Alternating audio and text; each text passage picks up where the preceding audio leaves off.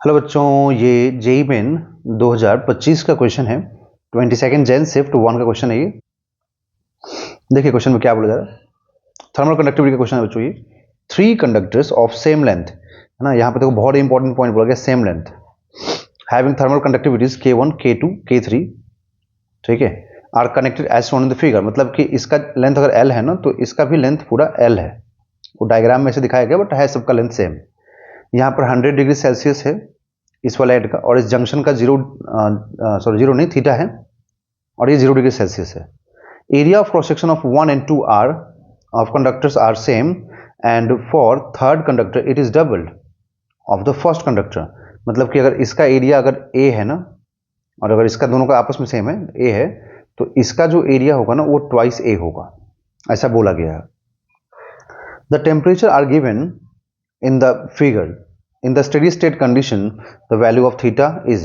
इस थीटा का वैल्यू पूछ रहा है, मतलब ये जो पॉइंट है ना, ये वाला, इस पॉइंट पे थीटा कितना होगा यहाँ पर पूछ रहा है।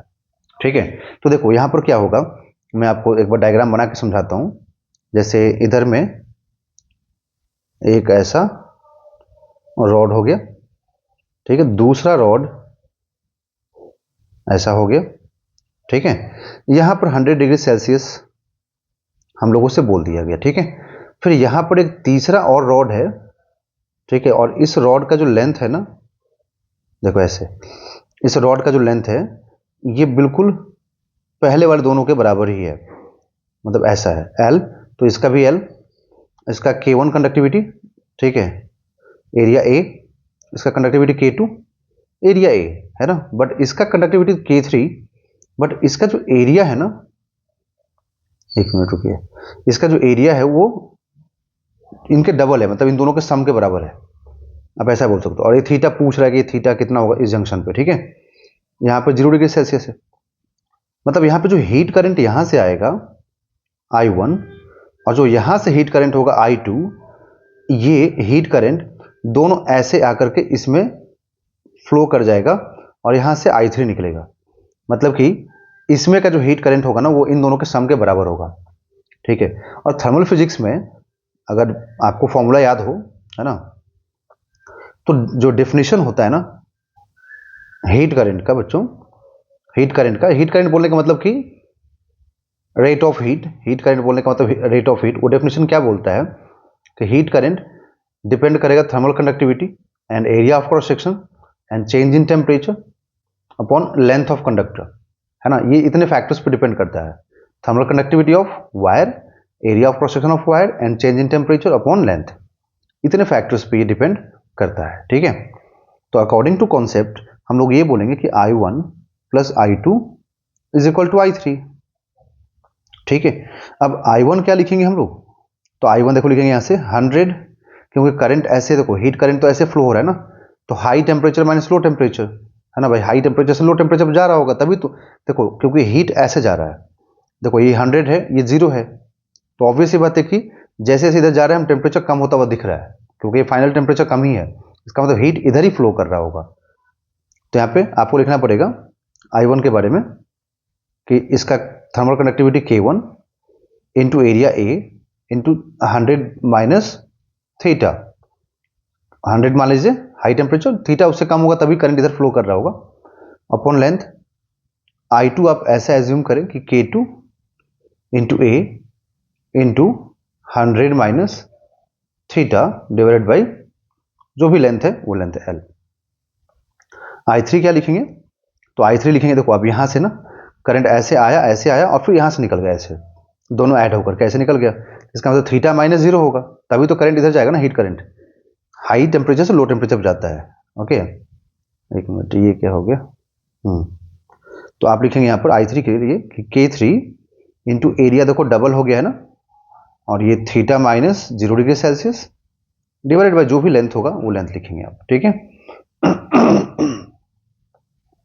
तो अब इन दोनों को तीनों को I1 I2 I3 को इस वाले इक्वेशन पुट कर देंगे, I1 plus I2 equal to I3 में, ठीक है।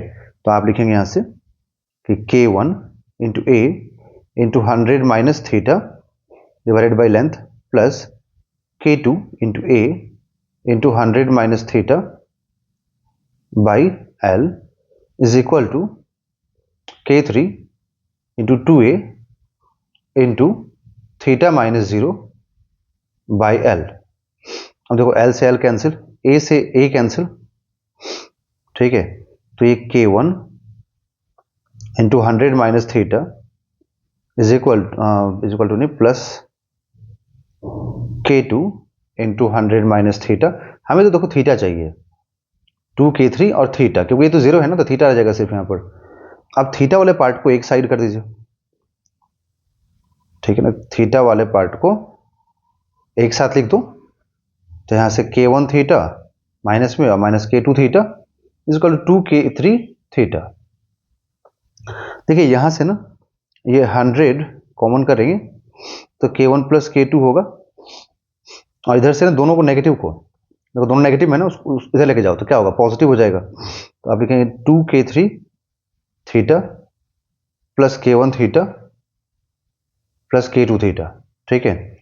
तो यहाँ से 100 और ये K1 कितना 60, ये दिया हुआ 60 बच्चों, मैं दिखा देता हूँ आपको, है ना। ये देखो यहाँ पे K1 60 है और K2 120 है, K3 135 है। तो सारी वैल्यूज को आपको यहाँ पर पुट करना पड़ेगा। तो आप रखिए, देखिए इधर से 2 इंटू K3 तो 135, ठीक है, और थीटा कॉमन कर ले रहा हूँ मैं, K1 60 है और ये 120 है, थीटा कॉमन कर दिया, तो ये 100 इंटू 180 इज इक्वल टू, देखो ये 270 प्लस 180, क्योंकि ये ऐड करोगे ना 60 प्लस 120, तो यहाँ से theta is equal to 100 into 180, एक सेकेंड ये जीरो आ जा रहा अपने आप ही, 180 डिवाइडेड बाई, देखो इन दोनों को ऐड करो, तो इन दोनों को ऐड करने में 450 आएगा, तो आप यहाँ 450 से डिवाइड कर दो, ठीक है। तो 450 से डिवाइड करें अगर हम लोग, तो 9 से करें तो ये 20 हो जाएगा, और 9 से करें इसको तो ये 50 हो जाएगा, और ये 2 से कैंसिल 50 से तो 40 आएगा। मतलब कि थीटा यहाँ पर आपको कितना मिला, थीटा मिला 40 डिग्री सेल्सियस। एक सेकेंड बच्चों, ये 40 डिग्री सेल्सियस, ठीक है। तो ये जो जंक्शन था ना जहाँ पे थीटा हम लोग को निकालना था, उसका आंसर कितना मालूम हुआ, 40 डिग्री सेल्सियस। तो इसका आंसर होगा 40 डिग्री सेल्सियस।